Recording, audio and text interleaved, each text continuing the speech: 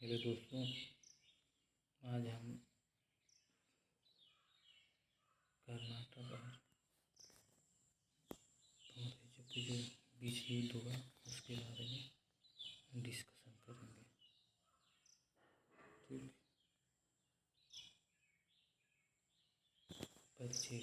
कर्नाटक युद्ध दक्षिण भारत के कर्नाटक क्षेत्र, मद्रास, आर्कॉट और कोट और त्रिची आदि क्षेत्र इस समय है, जो उस समय कर्नाटक क्षेत्र कहा जाता था। 3 महत्वपूर्ण केंद्र थे। 5 सदी के मध्य ब्रिटिश ईस्ट इंडिया कंपनी और फ्रांसीसी ईस्ट इंडिया कंपनी के बीच युद्ध हुआ था। ये स्थानीय नवाबों तथा निजाम जैसे शासकों की राजनीतिक सत्ता संघर्ष के साथ यूरोप के बड़े युद्ध लड़े गए थे।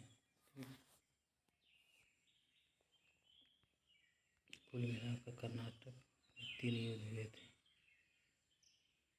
कर्नाटक में कितने युद्ध हुए थे? 3। पहला कब हुआ था? पहला 1746 से 1748। क्यों हुआ था?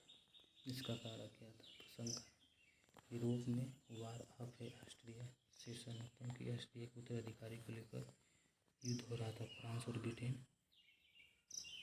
के संसाधन और शत्रुओं के असर भारत पर पहुँच था। इसका असर भारत पर भी, महाद्वीप पर भी असर देख रहा था, क्योंकि भारतीय महाद्वीप पर फ्रांस और इंग्लैंड दोनों कंपनियां इसे व्यापार में अपना मजबूती से पकड़ बना चुकी थी। इस वजह से इसका प्रभाव भारत पर भी पड़ा था।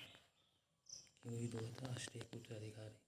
इंग्लैंड चाह रहा था कि मैं अपना मनपसंद का उत्तराधिकारी नियुक्त करूं, और फ्रांस चाह रहा था कि मैं अपने मनपसंद का उत्तराधिकारी यानी राजा को नियुक्त करूं। ठीक, प्रमुख घटना क्या हो? 1740 में फ्रांसीसी कमान जोसेफ फ्रांसिस डुप्लेक्स के नेतृत्व में मद्रास पर हमला कर उसे समय के लिए कब्जा कर लिया था। कौन हमला किया? फ्रांसीसी गवर्नर जो उस समय डुप्ले था। जो उस समय फ्रांसीसी गवर्नर कौन था भारत में? ये था। ठीक, और फ्रांसीसी ईस्ट इंडिया कंपनी के बीच बंदरगाह और किलों की झड़पें हुई थी। किले और झड़पों में झगड़ा हुई थी। ठीक, परिणाम क्या हुआ था दोनों के युद्ध के बाद? परिणाम ये हुआ था कि इसमें भारत में युद्ध को रोका और मद्रास अंग्रेजों को वापस कर दिया गया। जो फ्रांसीसियों ने मद्रास को अपने अधिकार में कर लिया था, न वह फ्रांसीसियों ने अंग्रेजों को लौटा दिया था। और जो अंग्रेजों ने फ्रांसीसियों का अधिकार किया था, वो भी दोनों मतलब के अपने क्षेत्रों को वापस पा लिए थे, एक दूसरे को लौटा दिए थे।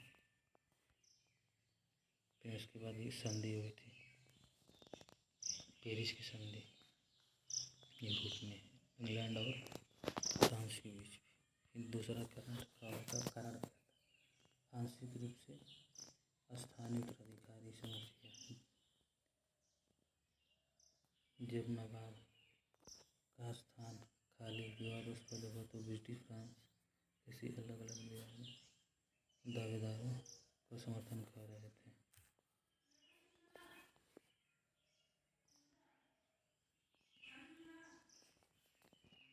जैसे फ्रांसीसी डुप्लेक्स ने चंदा साहिब को सपोर्ट कर रहा था, वही अंग्रेज ईस्ट इंडिया कंपनी ने मुहम्मद अली को समर्थन कर रही थी, यानी उनके पक्ष में था कि मैं अपने मनपसंद का इसको राजगद्दी पर बैठाऊं। ठीक, इस युद्ध में छोटे किले बंदी तथा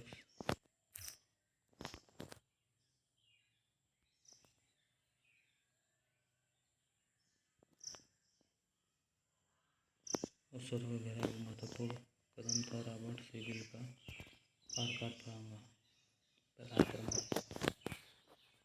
इसमें क्या हुआ था, रॉबर्ट क्लाइव ने आर्कॉट पर आक्रमण कर दिया था।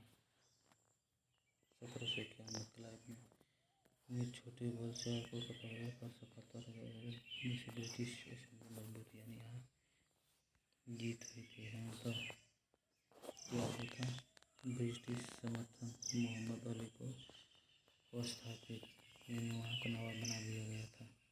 तो फ्रांसीसी प्रभाव घटा और 1754 में ट्रीटी है पांडिचेरी जैसे समझौता हुआ। 54 में क्या होता, भारत में ही 1754 में ब्रिटिश ईस्ट इंडिया कंपनी और फ्रांस की जो गवर्नर डुप्लेक्स था उसे गवर्नर जनरल बना दिया गया था। तीसरा कर्नाटक में क्या था, क्यों हुआ था, कारण क्या था। यह ऐसा था यूरोप की बड़े 7 ईयर माने 7 वर्षीय युद्ध के बाद 7 वर्ष लड़ा गया था। 56 से 63 के बीच किसके बीच लड़ा गया था, फ्रांस ब्रिटेन के बीच। बेसिक अस्पताल सामने आ गए थे और भारत भी इसे छूता नहीं रहा। प्रमुख घटनाएं कहते हैं, अंग्रेज और फ्रांसीसी युद्ध के कई मुकाबले हुए। सबसे निर्णायक लड़ाई थी बैटल ऑफ वाशिंगटन, वानडीवास कहा जाता है। वानडीवास का लड़ाई 22 जून 1760 में हुआ था। इनके बीच अंग्रेजों और फ्रांसीसी के बीच बहुत ही महत्वपूर्ण था। इसमें अंग्रेज कमांडर कौन था, सर हैरी कूटे ने फ्रांसीसी कमांडर कामिट डे को हराया था। कामिट डे लेली उसमें फ्रांसीसी गवर्नर कौन था, कामिट डे लेली था। और इस लेली को अंग्रेजी कमांडर ने सर एरिक कूटे ने बुरी तरह से फ्रांसीसियों को हरा दिया था। फ्रांसीसी की सैन्य शक्ति उत्तरी भारत में तोड़ने वाली साबित हुई थी। उसके बाद पांडिचेरी पर भी रोक टोक बढ़ी और फ्रांसीसी के लिए मजबूत हुई तथा 1761 के आसपास में फ्रांसीसी में गिरावट स्पष्ट हो गई थी। परिणाम क्या हुआ था, यूरोप में 7 वर्ष के बाद 1763 में ट्रीटी ऑफ पेरिस की संधि हुई थी।